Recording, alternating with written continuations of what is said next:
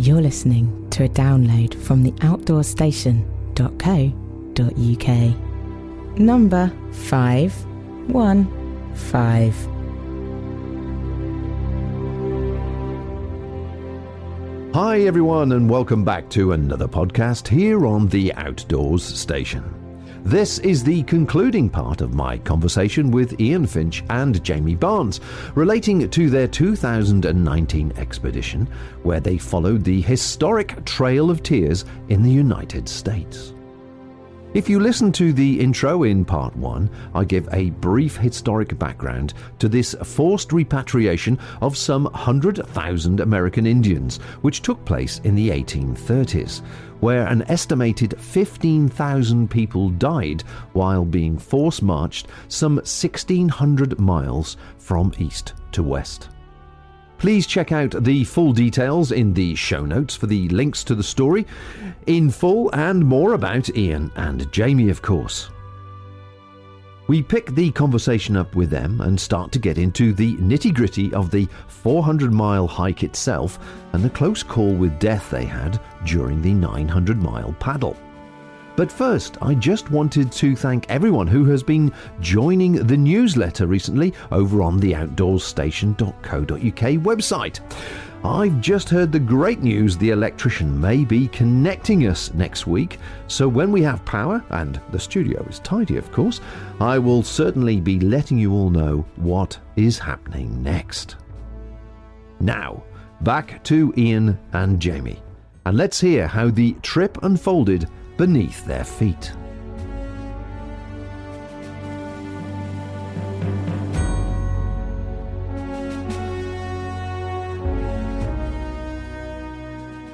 On the crossing of the Great Smoky Mountains, there's generally quite a few people that were walking the Appalachian Trail, but they were going north on the trail and we were heading south.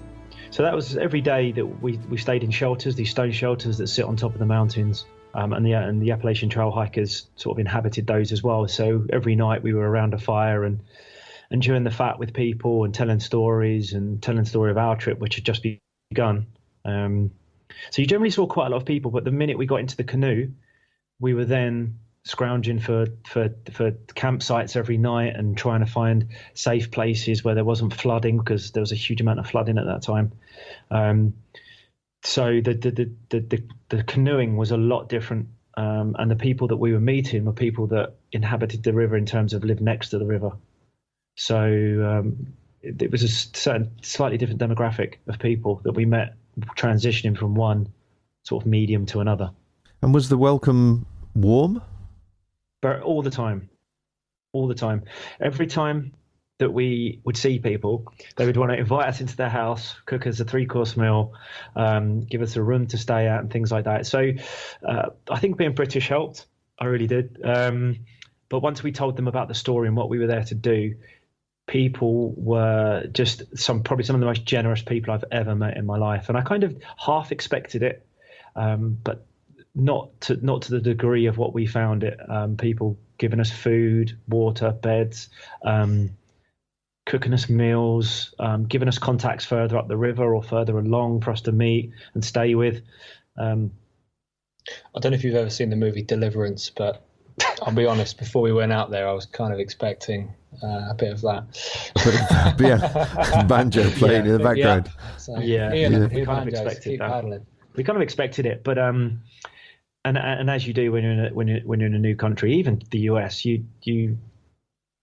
just careful with who you speak to and stuff like that, and you're polite and courteous. And some days we hoped we would be invited in because of the weather was so bad or we were super tired, and some days we didn't. But most of the time we were in tents alongside the river. I was going to say, did you stay true to the expedition and wild camp or rough camp, as it were, or did you accept this wonderful hospitality?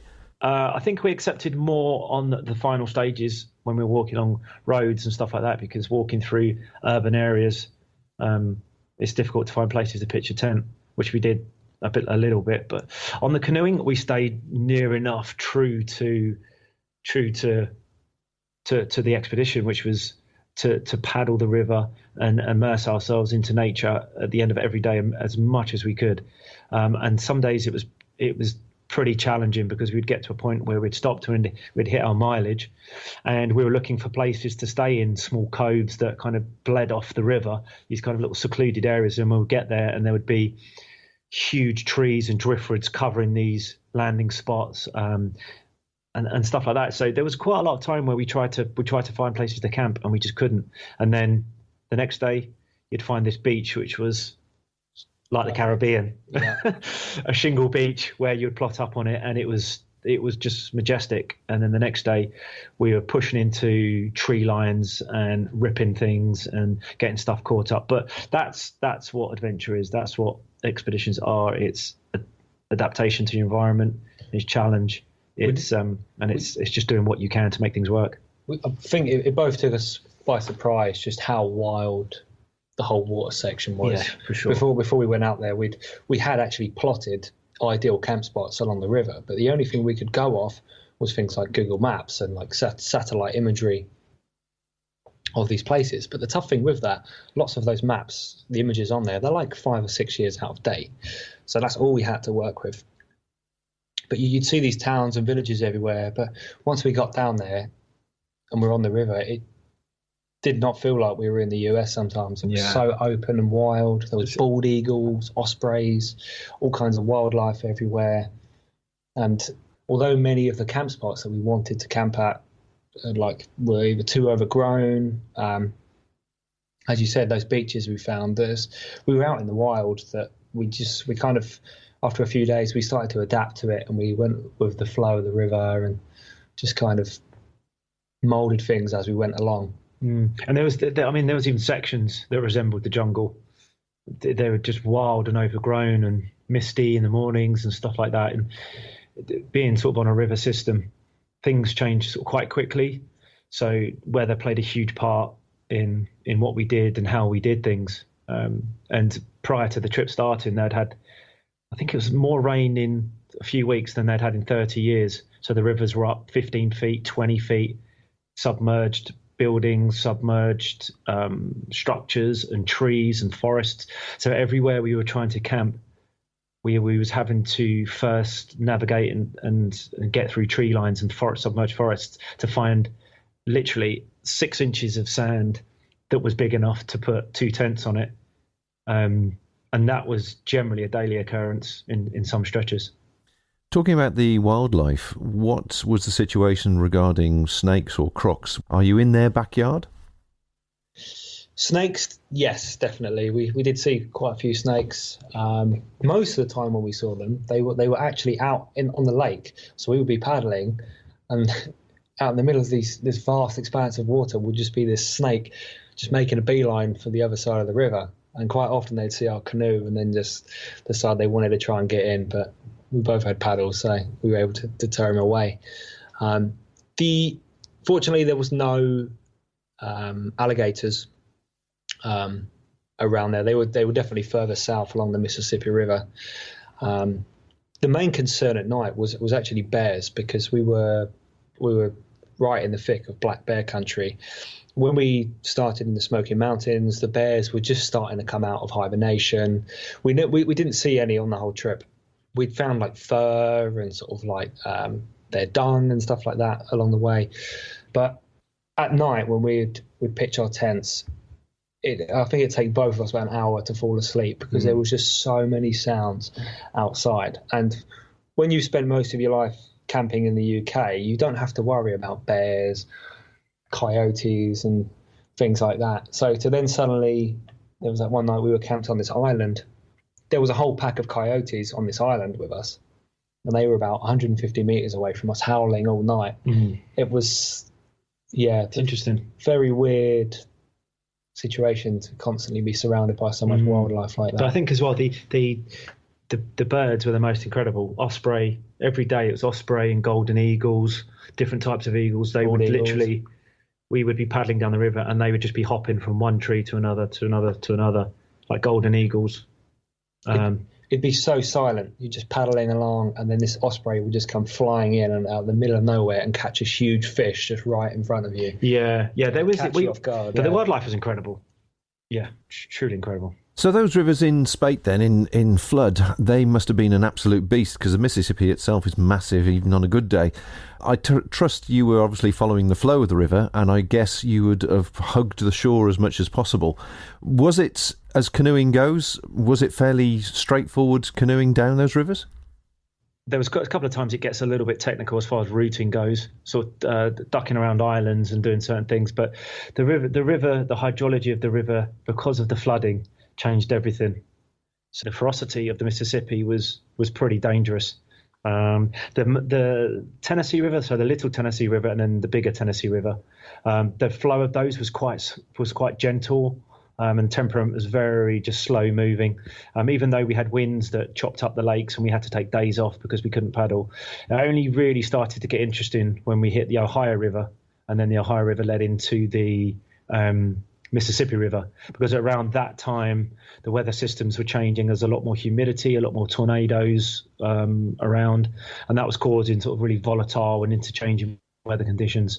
So that was sort of impacting the river, and then that was then impacting us. But once we got onto the Mississippi, that was flooded so much to a point where people who had spent their lives on barges on the river saying that we were basically lunatics for paddling on the river at that time of the year and in that river state.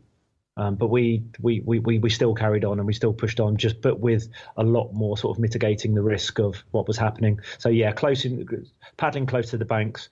But even then, the current was so violent in some stages and so dangerous that presented its own problems, because being so close to the trees, which were submerged, that was then causing whirlpools, bubbling areas of the river, and real dangerous changes in the river.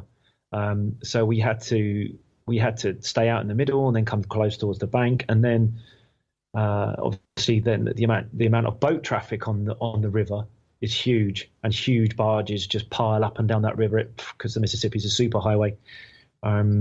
So we had to navigate the barges, the wake of the barges, and then the submerged forests and woodlands and trees and all sorts of things. So every day generally was okay, but there would be moments on each day where we had to switch on and be super careful. Well, I suspect then the size of the barges and the size of the river, you would have been completely insignificant to them, and they would have only spotted you at the very last minute, if at all. So I can imagine it was a bit hairy. But I know that certain sections along the whole river structure, there's a lot of storage, there's a lot of containers for obviously moving vast amounts of material around. And I understand you got yourself into a little bit of a spot with the flooding and a container. Yes. So just going on from what Ian said about the river being a highway, these like barges that they have, they're not, the boats themselves are not that big, but they have so much power that they push these huge, great big containers, I'd say about 30 meters long each. And each container is carrying tons and tons and tons of, there was like waste, they'd be moving coal, different oils, fuels, petrols, they'd have all these different shapes and sizes of containers to move whatever they were moving up and down the river, because for them it's so much more efficient than moving it by road. So sometimes these barges would be pushing 30 of these containers. So they were huge. And as Ian said about the wake, it was a dangerous place.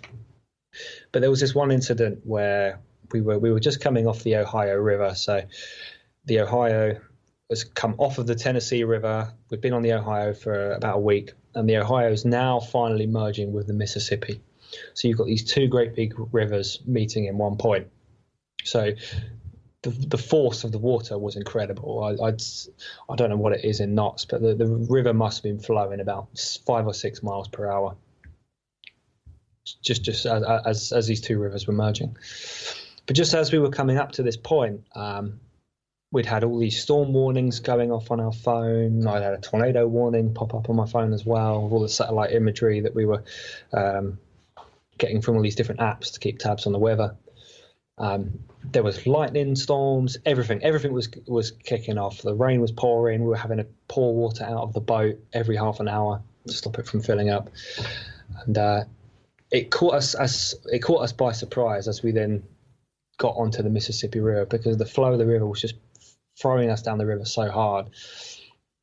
that if we wanted to get anywhere, we had to always think a few minutes in advance, because if we wanted to pull over, we'd have to start that process very early.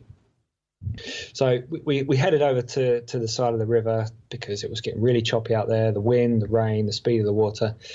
And we were kind of navigating around these park containers, because a lot of the time near the towns, these big container barges, they were more up at the side, so the people working on the boats can go into the town. And we were sort of going through this maze of them all along the side of the bank, weaving in and out. And we'd just come out of this nasty bit where there was lots of wood trapped between them, and we were having to take out a saw and saw the wood to get the boat through. And as we'd come out, this huge, great big barge had like come around the corner. So we're having a weave all between all of that as well, and dodging all the wake and the waves. It was quite an intense sort of half an hour going through that. We were both exhausted, so we pulled into this little eddy that was between these two park containers. They were quite far apart from each other, but we pulled in there thinking that the flow of the river was would have stopped in this little eddy, and we could just take 5 minutes to have a breather. So we've got into this space, and just for a minute we've just kind of shut off. We've both checked our phones and looking at the weather. And then Ian looked up and noticed that although we'd come into this eddy where the water had calmed down a lot, we were actually still moving. But the problem was, at this stage, the point that Ian had realised this, we were super close to the next set of park containers. And because of the flow of the river, we could see the water was just getting sucked under these containers. And Ian just shouted out to me, "Paddle." And I've looked up from my phone and I've seen this white water getting pulled under these containers. We both grabbed our paddles and we paddled as hard as we could, because we knew if we'd have gone right up to those containers, we would have been pulled underneath it. There's no way we could have been able to paddle fast enough or pull ourselves out of that situation, because the water was just too strong. It went very quick, that whole situation, but we cleared the edge of this park container by about 1.5 meters. The back of the canoe definitely dipped down, so the rest of the water was getting pulled under this container. The adrenaline of both of us was super high. As soon as we've gone past where the water was getting sucked under the barge, we're then flying down these park containers, but now on our right there's now another barge coming past. Whilst we're trying to deal with the adrenaline and get our bearings back, we're now having to get over the wake of these passing barges. Fortunately, we were okay. So as soon as we got past that, we knew we had to stop, because we would just come so close to death that we needed to really rethink how we were going to navigate this, because it was just too dangerous for us to be paddling that. And it was just torrential rain at that moment in time as well. If you go onto some of our Instagram accounts, you can see that Jamie took a picture of the storm hitting us at that exact moment. I'd never seen, and it's apocalyptic, basically. The clouds were rolling at speed over the top of us. Into a V-shaped sort of formation, like literally like the tornado was brewing. Moments like that switch you on big time. Adrenaline rushes and you focus, but we just got off that river as quick as possible, maybe 300 yards down. Yeah, about that. And we stayed the night with someone who in the town of Wickliffe, Kentucky. So yeah, it was. Looking back now, you kind of shudder to think what could have happened, because we spoke to that evening we spoke to people who'd been on the river their whole lives driving barges, and they said they've seen boats being crushed in the vortexes at the front of these barges, and we were meters away. So we would have, no doubt about it, we would have drowned, no doubt about it.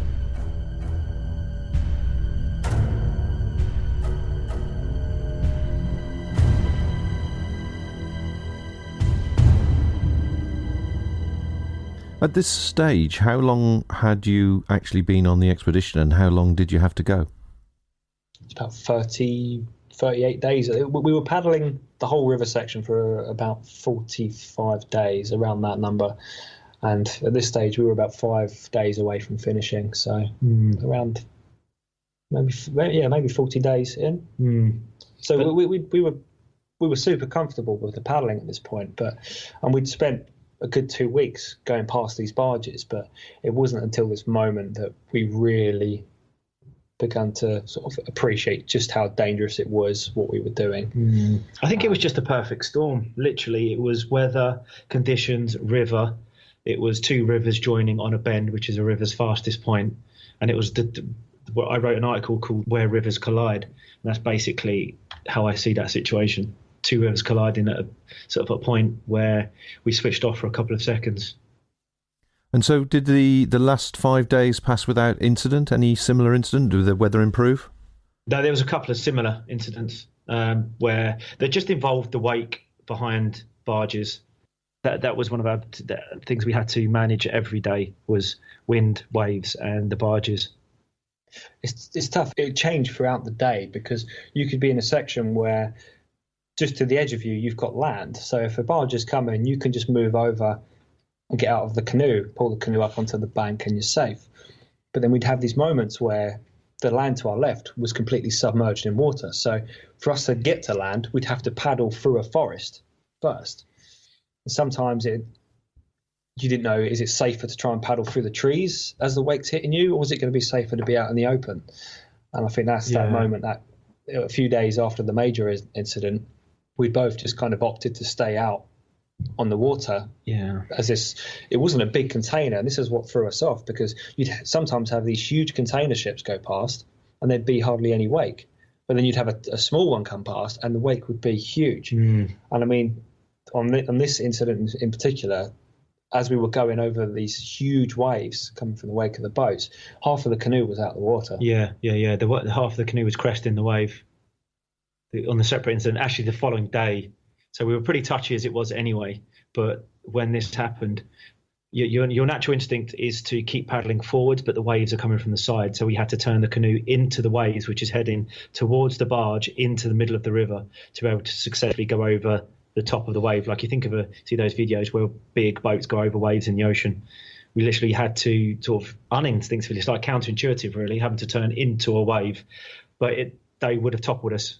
And half the canoe was basically out of water, and we were just brace at that point. We were both unprepared. We had our cameras out, from the photographs we've been taking. We had our mobile phones out, GPSs. We kind of didn't have time to prepare packing any of that stuff away. We just had to just deal with the situation. Yeah, and it's not because we weren't particularly reading the river or sort of switching off and being sort of negligent as such, but it was more evolving situations where you're coming around a bend and there's current and you see the barge, you can't pull over because there's more barges on the side. You're passing sort of like a little community. There's nowhere safe to pull over, and you're literally caught between sort of a rock and a hard place, and then you just have to push through and just make the safest decision based on that very moment that you're in. Well, time's moving on now, and I'd really want to spend a few moments, if possible, to talk about the final landing and your welcome with the Cherokee people. So where did you actually leave the river, and what happened then? Did you walk for a bit, or did the river finish at the end of your route? So the waterborne route of the trail starts in the Little Tennessee River, goes up the Tennessee, then down the Mississippi. It then goes down past Memphis, and then goes up the Arkansas River into Tahlequah. But we stopped at Memphis and spent a few days in Memphis sort of regrouping. We sold our canoe to a friend that we'd met actually along the way. And then we sort of downsized all our kit, packed up a lot of kit, sent a lot of kit home back to the UK, and then sort of went back into hiking mode. And then we left Memphis and followed, roughly hand-railed the Bell route of the trail, which then led us up towards the Ozark Mountains and sort of up into Oklahoma. The majority of that whole section then back on land, it's about 450 miles that we walked. The majority of that was on road, and we'd had this plan to get off the road and walk through the Ozark Mountains. But what we didn't know until we actually got there, walking into the Ozark Mountains, it was super hot, super humid. We knew that ticks were going to be a problem, but we both weren't quite prepared for how bad it was. Our first day walking through the Ozark Mountains, we were pulling about 10, 15 ticks off of us every 30 minutes. They were crawling all over us. We had to put gaffer tape all around our trousers and covering the socks and stuff so they couldn't get in. We had to tape our t-shirts to our waists, just because they were everywhere. You'd get in your tent and you just didn't know how they'd managed to get in there. Yeah, it's pretty awful, to be honest, with the ticks. And then we came out of the mountains. Our feet were in such a bad way by that point. We managed to obtain sort of 2 carts that we then sort of adapted and strapped to us, and then we decided to come out of the mountains and hit the roads again, sort of the remaining 250 miles maybe, I think. We decided to follow a slightly different route that kept us in the Ozark Mountains and kept us in nature and that kind of environment, but pulling these carts. So instead of having the kit on our back, we were actually pulling them in kind of these 4-wheeled carts all the way into Tahlequah, and we changed shoes, we changed inner soles because our feet were just torn to shreds.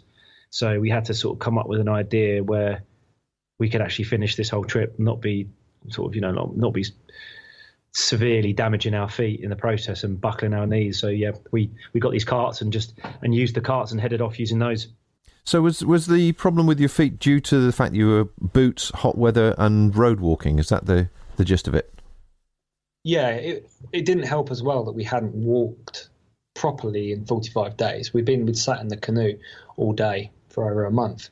So for us to go from that to then walking at least 20 miles a day on tarmac, we were prepared for it, but we didn't know just how bad it devastating it could be. Yeah, and our feet were just so soft. Our feet in the canoe, our feet were wet every day, getting in and out of the canoe, and they just weren't prepared for walking on tarmac roads with heavy packs on. I mean, me and Jamie have hiked a lot in our time, but we just weren't ready for that, I don't think. So the carts and some change of footwear and some new inner soles and things like that, we kind of adapted, and the carts were a game changer. So let's finish off now, though, with how you were welcomed by the Cherokee elders. I understand you had a mixture of old and young people walking with you for the last few days, so that must have been fascinating, sort of bonding with them and learning more about the history of the walk itself. Yeah, so before we started the trip, when we contacted Cherokee Nation for permission, we wanted to finish the trip with Cherokee people.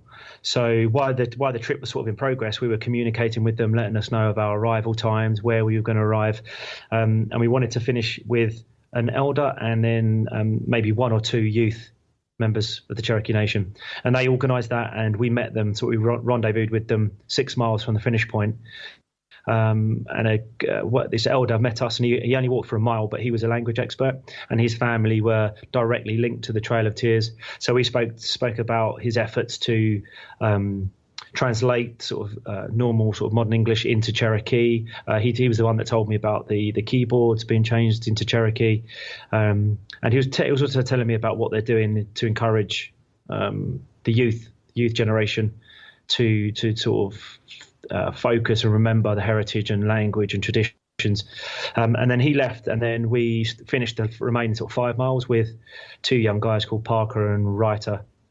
And they were 2 young Cherokee guys who really cared about the Cherokee Nation and sort of an heritage and everything that was happening. Their mum was a clothing expert, and she pretty much brought back to life sort of a lot of the post-removal clothing of the Cherokee, and she was making that for people today and in the modern days. And we finished with them, and we just had a really good chat about everything to do with what it is to be Native American in Oklahoma at this point.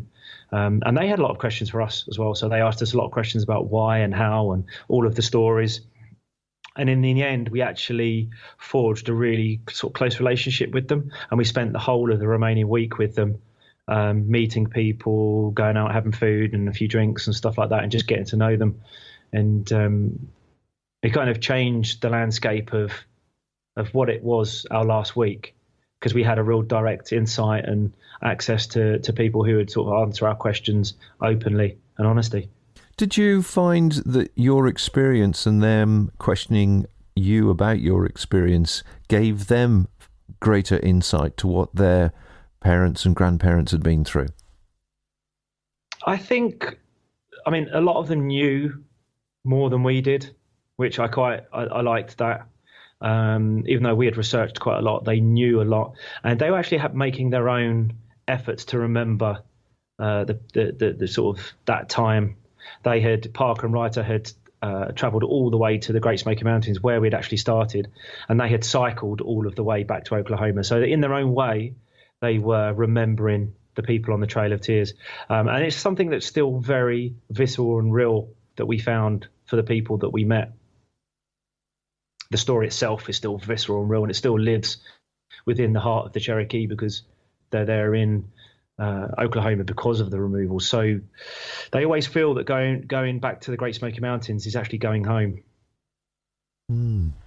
Okay, well, I think we've sort of had a really good conversation and touched on many things. There's so many small details we could touch on about, but we don't have the time. But I would like to ask you one final question, which is of considering this trip and obviously the work that you've done on it and the reflection that you've had about it and the people you met since. Of all the things I could have asked you about it, what should I have asked you? Oh, that's a good one, that. It's a good question. I would have needed some time to think about this one. Yeah, that's a tough question. Can't remember anything about it. It would have to be something not to do with us, not to do with the expedition, but about the people, I think. What is the future of the traditions, their knowledge, their wisdom, their language, their clothing? And I think if you want the answer to that, then you better, it's really worth asking them. And what would your comment be, though? I think it's the Cherokee, the traditions and heritage is alive. And I think there's a lot of people that are making extraordinary efforts to keep it alive and perpetuate all of those traditions and stuff like that. And that, to me, is the most important thing, that people remember what happened. They honour the people and the struggle and the efforts that they made to get to Oklahoma, and the strength of the people to keep everything going, to keep everything moving, to keep the traditions alive, and keep remembering. And has it made you reflect on your next expedition or ideas for the next expedition, that it needs to have something similar, something as emotional or as detailed or historic as this particular trip, as an instigator for whatever you decide to do next?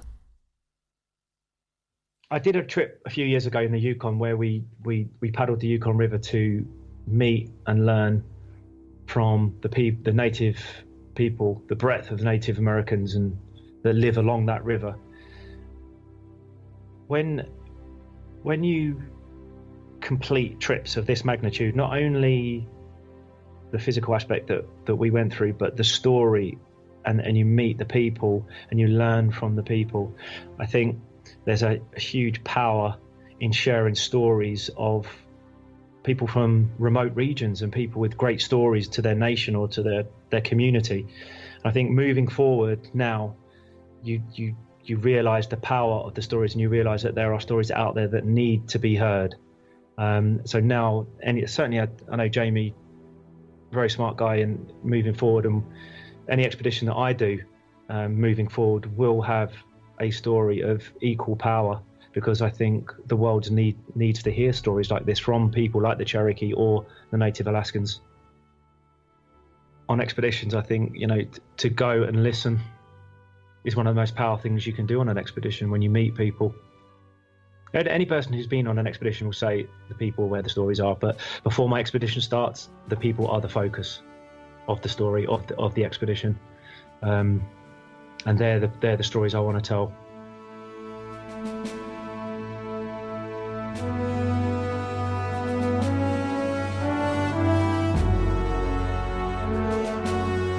Stories which need to be heard. And this is why I started the Outdoors Station some 15 years ago, to tell and share your stories. My thanks to Ian and Jamie, of course, for taking the time to chat and for sharing what they learned about American history and the Cherokee people themselves, of course. I'm currently building a massive catalogue of interviews to share with you on such wide-ranging topics as paddleboarding around a European island, a winter crossing of Iceland, ocean plastic pollution and how it is already in our food chain, plus 2 people about to head off on the Pt2 where we delve into their rucksacks and see what they're taking with them.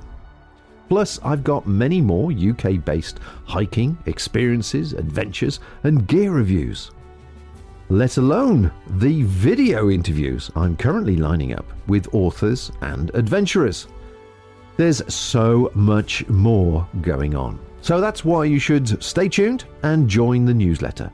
And if not, please just keep coming back because the fun is just beginning. Thank you for allowing this podcast the privilege of your time. Until next time, folks. Bye for now.